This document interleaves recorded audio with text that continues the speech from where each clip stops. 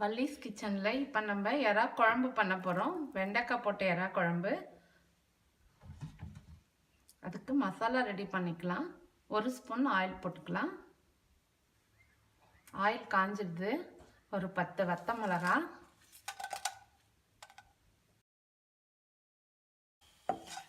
மிளகா நல்லா வந்துடுச்சு. நெக்ஸ்ட் இதில் பூண்டு,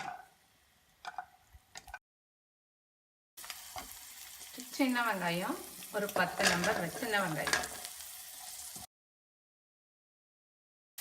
நெக்ஸ்ட் இதில் நம்ம தேங்காய் போட்டுக்கலாம்.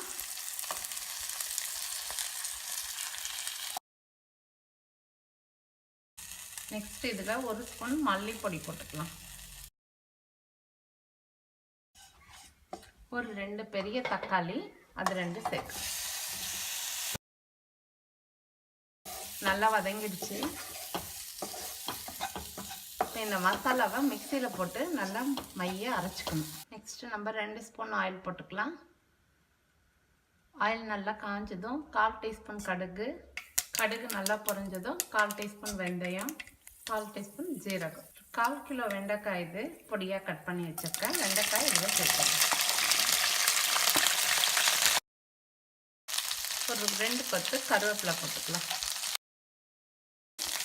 இதில் நம்ம இது 1/2 கிலோ எறா, இது எறாவை இதில் சேர்த்துக்கலாம்.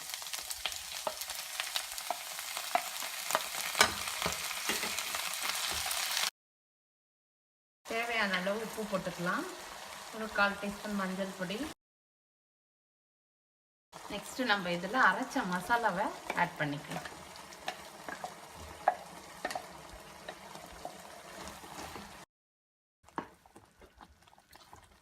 ஒரு எலுமிச்சம்பழ அளவுக்கு புளி எடுத்து நல்லா கரைச்சி தண்ணியாக இந்த மாதிரி வச்சுருக்கேன்.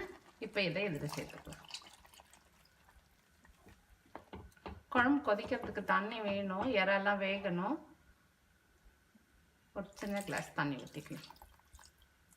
மூடி வச்சுட்டா ஒரு 10 நிமிஷத்தில் குழம்பு ரெடி ஆகிடும்.